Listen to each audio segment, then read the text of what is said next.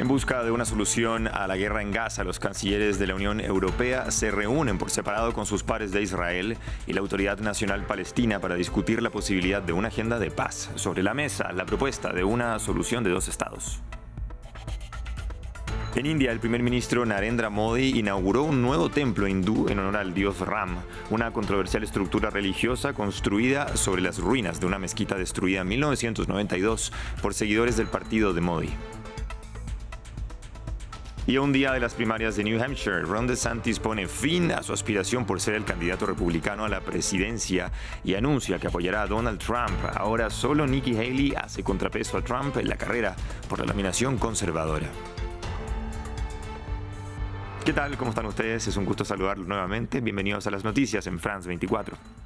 Y comenzamos en Bruselas. Allí, los ministros de Relaciones Exteriores de la Unión Europea se reúnen este lunes para abordar la crisis en Medio Oriente. En la cita, Josep Borrell, jefe de política exterior del bloque, dijo que seguirá adelante con los esfuerzos de la comunidad internacional para proponer la solución de dos estados como única salida a la guerra en la Franja de Gaza. Y fue enfático, además, al rechazar la matanza de palestinos y las acciones militares como única salida al conflicto. Escuchemos sus declaraciones. Sé que debo tener una postura diferente, lo sé, y el secretario general de Naciones Unidas también lo sabe, y respondió ayer en términos muy concretos, diciendo que es inaceptable decir no quiero esta solución, porque es una solución que ha sido aprobada por Naciones Unidas y toda la comunidad internacional está detrás de ella.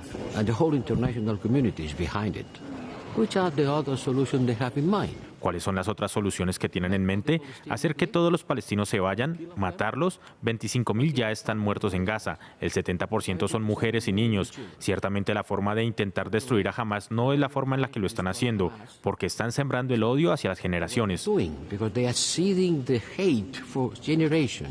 Continuamos en la Franja de Gaza, donde sigue la ofensiva israelí, que en las últimas 24 horas ha dejado cerca de 190 muertos. El ejército israelí, concentrándose en Han Yunis, al sur del enclave, se han intensificado. Previamente hablamos con nuestro corresponsal para Israel y los territorios palestinos, Federico Cuellar Verena, quien nos amplió la información. La última actualización del Ministerio de Salud de Gaza ha señalado que 190 palestinos murieron por los ataques israelíes en las últimas 24 horas. La ofensiva, esta invasión terrestre, pero también por aire y por mar israelí, se está intensificando en Han Yunis, en el sur de la Franja de Gaza, tal como lo anticipó el ministro de Defensa israelí, Yoav Gallant. Allí, por ejemplo, los tanques israelíes, según los reportes de los habitantes del lugar, llegaron hasta las puertas de dos hospitales, cortando el acceso de los heridos a los servicios traumatológicos. En uno de ellos, el hospital Al-Amal, es la base principal de la Medialuna Roja Palestina, que ha reportado haber perdido el contacto con esa base de operaciones de la organización, mientras que otro de los hospitales es el Al-Jair, que se encuentra en la zona costera. Allí han llegado por primera vez los tanques israelíes al área de Al-Mawasi y también alrededor de la Universidad Al-Quds, donde están decenas de miles de desplazados palestinos debido a los ataques israelíes. También se reportan explosiones cada vez más cerca del hospital Al-Nasser, que es el único accesible en Han Yunis y el más grande de los que todavía siguen funcionando en la Franja de Gaza. Allí están recibiendo a múltiples heridos por encima de las capacidades del hospital, lo que ha llevado a atender a heridos, por ejemplo, en los pasillos. Con todo, la gran mayoría de los 1,9 millones de palestinos desplazados por la fuerza están encerrados en Deir al-Balah, en el centro, y en la ciudad de Rafah, en el sur, hacinados en campamentos precarios, sin acceso adecuado al agua y a los alimentos, y pasando situaciones que llevan a que se proliferen, por ejemplo, las enfermedades, mientras que la situación es todavía mucho peor en el norte, donde el acceso al alimento y al agua, incluso no potable, es cada vez más escaso. Entre tanto, un grupo de familiares de rehenes en poder de Hamás irrumpieron en una sesión de un comité parlamentario en Jerusalén. Con consignas como "libérenlos ahora", los manifestantes exigieron a los legisladores hacer más por lograr que sus seres queridos salgan de cautiverio. Actualmente hay cerca de 130 rehenes en Gaza, luego de que más de 100 regresaran a sus hogares tras la tregua de 7 días entre Israel y Hamás el pasado noviembre. En Kharkiv, la segunda ciudad más grande de Ucrania, 2024 comenzó bajo una fuerte oleada de ataques por parte de Rusia. Sin embargo, sus habitantes se están adaptando a este tipo de vida. La educación, por ejemplo, es casi exclusivamente virtual desde el inicio de la invasión. Muchos edificios escolares han quedado destruidos y todos se consideran inseguros. Así que la ciudad y su región están llevando la educación a la clandestinidad. Veamos más en el siguiente informe.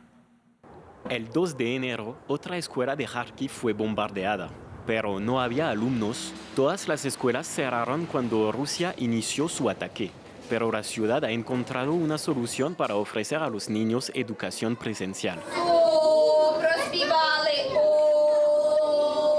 Esta es la inauguración de un nuevo centro preescolar en el metro. No trabajábamos desde febrero de 2022. Todo nos hacía falta, los niños, sus emociones, sus risas. Los niños mayores reciben clases en estas salas instaladas a lo largo del pasillo. Aquí es tranquilo, no hay ruidos externos, apenas se oyen los trenes. Después de clase, los niños pueden volver a casa sin salir a la superficie. Ya son 5 las estaciones de metro de Kharkiv que tienen escuelas en sus instalaciones. Cuando empezó la guerra, la gente estaba perdida, pero después de medio año empezaron a buscar soluciones. Fuera de la ciudad, el metro no es una opción. Más de 800 escuelas y centros educativos de la región de Kharkiv han sido alcanzados por bombardeos rusos. Esta escuela fue atacada en junio de 2022. Hoy en sus terrenos se está construyendo un enorme búnker.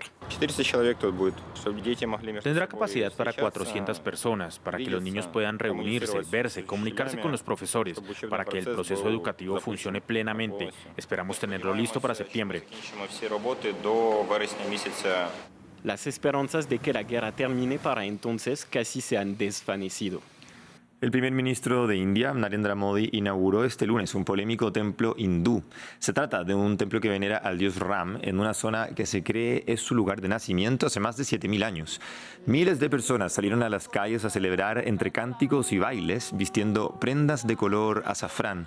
Sin embargo, este templo no está exento de controversia, ya que fue construido sobre las ruinas de una antigua mezquita que fue construida en 1992 por fanáticos religiosos incitados por miembros del partido de Modi.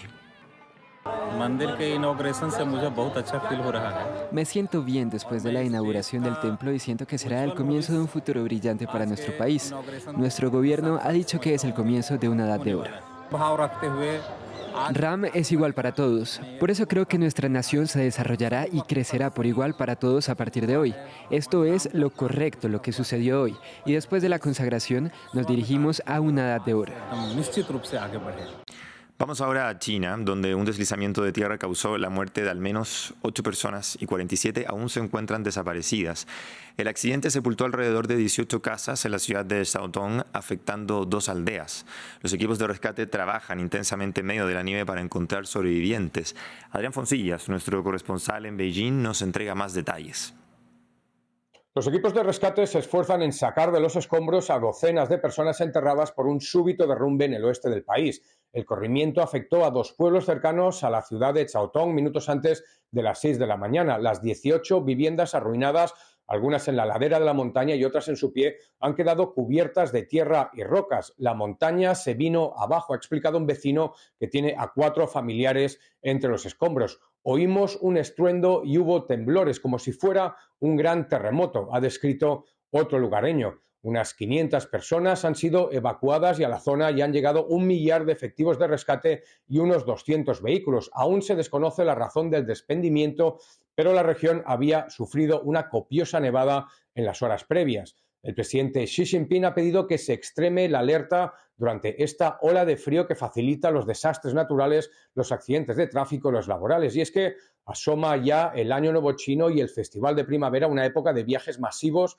que han sido entorpecidos en años anteriores por carreteras y líneas de tren cortadas por la nieve. Y es prioritario para el gobierno preservar la armonía en las vacaciones más familiares y relevantes del calendario chino. La provincia de Yunnan, fronteriza con el sudeste asiático, resume el mito del Shangri-La, con sus poblados de madera y piedra hundidos en valles frondosos y con montañas que se alzan sobre las nubes. Es una provincia idónea para los mochileros que alterna zonas desarrolladas por el turismo de masas como Dali o Lijiang con otras remotas. La afectada por el desprendimiento pertenece a las últimas. En Estados Unidos, el gobernador de Florida, Ron DeSantis, puso fin a su candidatura a la Casa Blanca. Descrito a menudo como la estrella emergente de su partido, el año pasado perdió poco a poco el impulso electoral. Esta salida convierte a Nikki Haley en el último obstáculo para la nominación del favorito Donald Trump como candidato del Partido Republicano. Lea Juriel nos amplía. Sorpresa en la carrera para la Casa Blanca. El gobernador de Florida, Ron DeSantis, anunció que tiraba la toalla e invitó a sus seguidores a apoyar su principal adversario, Donald Trump.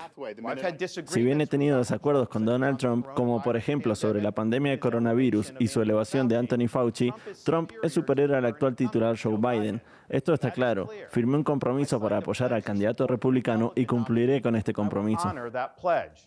Una noticia vivamente celebrada por el expresidente estadounidense. Tuvimos un gran día en Iowa y vamos a tener un gran día en New Hampshire. Creo que igual. Y acabamos de recibir la noticia de que uno de nuestros oponentes, una persona muy capaz, se retiró de la carrera, Ron DeSantis, y al hacerlo nos respaldó.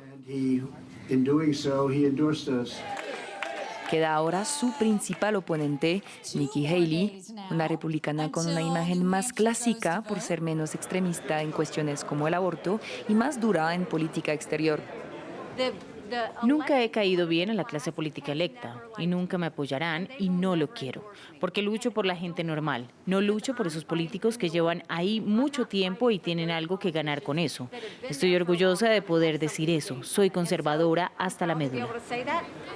Sin embargo, Nikki Haley se enfrenta a una ardua batalla contra Donald Trump, que cuenta con seguidores leales y una enorme ventaja en la recaudación de fondos.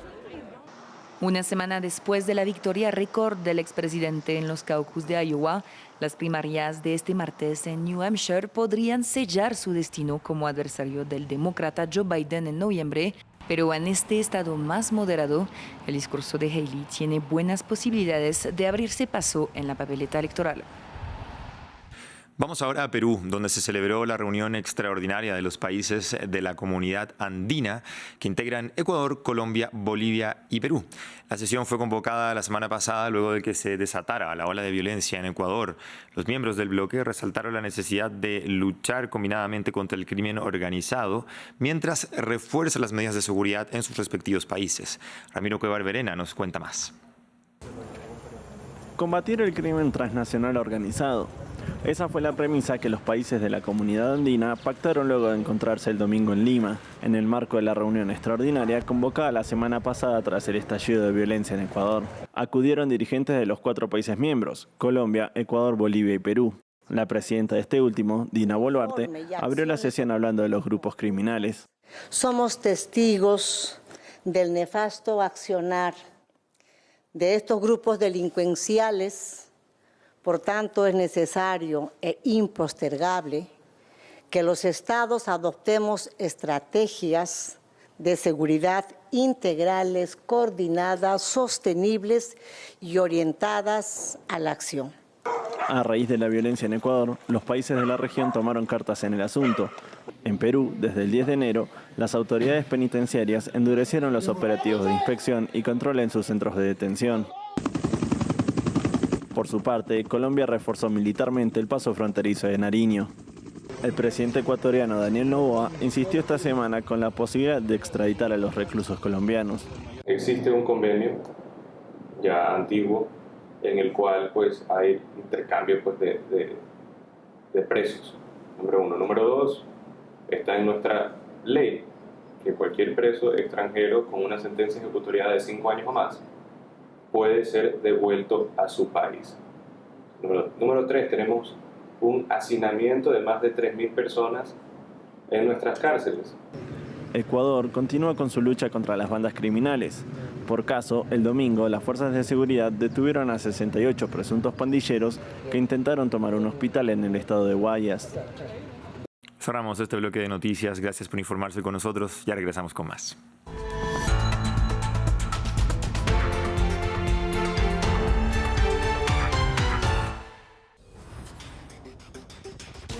mundo complejo y lleno de desinformación, una herramienta para entender a fondo los hechos y su contexto.